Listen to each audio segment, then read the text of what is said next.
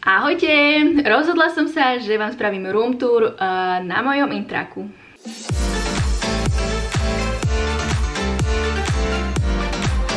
No, podľa mňa som dostala pekný internát, až na to...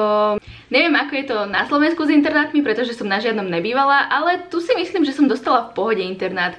Keď to môžem porovnať, čo som mala minulý semester v Portugalsku, síce to nebol internát, ale byt, a čo mám teraz, tak to proste sa nedá ani porovnať. Ale... Takže podľa mňa ja sa nejako moc nesťažujem. Aj keď chcela by som sama izbu, ale tuto nebolo možné si vybrať sama izbu, pretože jednotky boli iba pre ľudí, čo majú nejaké znevýhodnenie alebo také niečo. Neviem, či to vyzerá jak na Slovensku, podľa mňa to je lepšie. Tak môžete porovnať, tí, ktorí ste boli na internáte niekedy, či to je jak na Slovensku alebo nie. A počula som, že na Slovensku sú hrozné internáty, takže podľa mňa tento není až tak. Len jedna vec, čo som musela strašne dlho riešiť a myslím, že stále to nemám doriešené, je internet. Není tu Wi-Fi. Keď som sem prišla, tak mi dali proste taký papier, že tam musím napísať moju MAC adresu a mám to odovzdať do školy. Tak som to spravila. A potom som si všimla vlastne, že môj notebook nemá pripojenie na Ethernet. Vlastne ten kábel tam nejde donútra. No, tak som si kúpila router. Inak ešte predtým nám hovorili, že si musíme doniesť vlastný ten Ethernet kábel. Ja som si doniesla, no lenže bohužiaľ to nešlo ani do môjho notebooku. Však prečo? No tak som si kúpila router, že však budem mať Wi-Fi aj na mobile. Ale na to som čakala, kým mi to pripoja asi nejaké 2 týždne a stále nič a potom som zistila, že je to vlastne ilegálne a že mi to ani nepôjde. Tak som išla router vrátiť. No a potom som si kúpila na USBčko takú koncovku.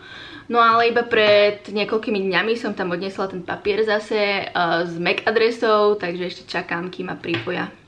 Takže je to tu zložité. Nechápem proste, prečo nemôžu dať Wi-Fi na každú izbu. Alebo však aj kebyže aspoň funguje ten router, tak ja ho tu aj nechám proste, však čo si to budem brať domov, však doma mám router. Takže idem vám teda ukázať moju izbu. No, takže toto je naša izba. Toto je moja posteľ, doniesla som si pre istotu aj podušku, lebo tu nám dali iba takú malú. A musela som si doniesť aj svoje obliečky, takže to tu tiež nechám. A tu mám nejaké veci, polička však. Tu mám notebook.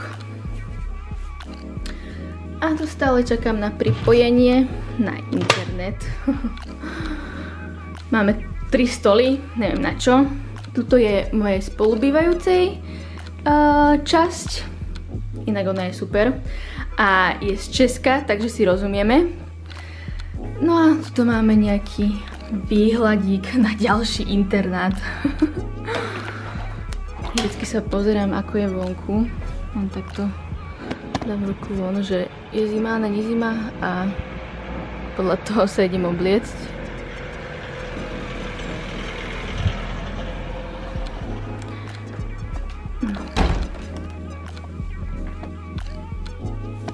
No a tuto máme skriňu. Tu mám veci, teda čo sa mi všetko zmestilo do oného, do kufra. Tu máme ďalšie veci a ešte máme tu ďalšiu skriňu, takže aj tam mám veci, tam mám kufor v hentej skrini. Mám tu ešte aj chodbičku, kde si vešame veci, kde si vešame kabaty, boty a zrkadlo. No a tu máme takú mini kuchynku, ale bez šporáku a tak. Potraviny, každá má svoje a mini chladničku, fakt je malá. Veľa sa tam toho nezmestí. No a už sa mi podarilo aj rozliať mlieko v tej ladničke a teraz to tu všetko smrdí od neho. Všetko som umyla a už neviem, čo mám umyť, aby to tu nesmrdelo, ale tak dúfam, že to tak prejde. Taniere sme tu nemali, museli sme si všetko nakúpiť my. Takže som si kúpila tanier, misku, všetko a mali sme si kúpiť aj normálne hrnce a tak, ale niečo som našla v tej kuchynke, čo vám za chvíľku ukážem a ja používam to. Nebudem si kupovať ale jeden hrniec, však keď tam je. Tu sú moje potraviny. Arašidové maslo musí byť. A nejaké ovocie. To neviem, či je prázdne plné. Aha, tam má niekto veci tiež. No a v týchto dverách tam býva ďalšia baba. Ona tam býva sama, ale nebýva tu často. Ona vlastne prišla asi len pred týždňom, ale na chvíľku tu bola, takže sme sa s ňou ani nejak moc nebavili, ani nič, ne z Polska, takže asi to má kúsok domov. No a ešte vám idem ukázať kúpeľňu. Takže tu máme záchod, kadlo, umývadlo. To je sprcha.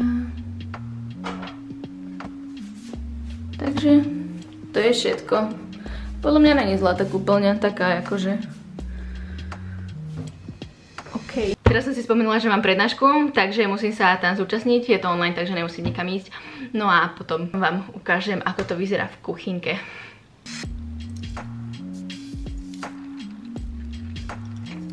Takže prednáška mi skončila a idem vám teda ukázať kuchyňu. Inak je super, že tu máme aj kartičku od vonkajších dverí a kľúč, aby sme si zamkli tamtú izbu, tento kľúč. Takže ja vždycky, keď prídem, tak len spravím toto a už mám otvorené.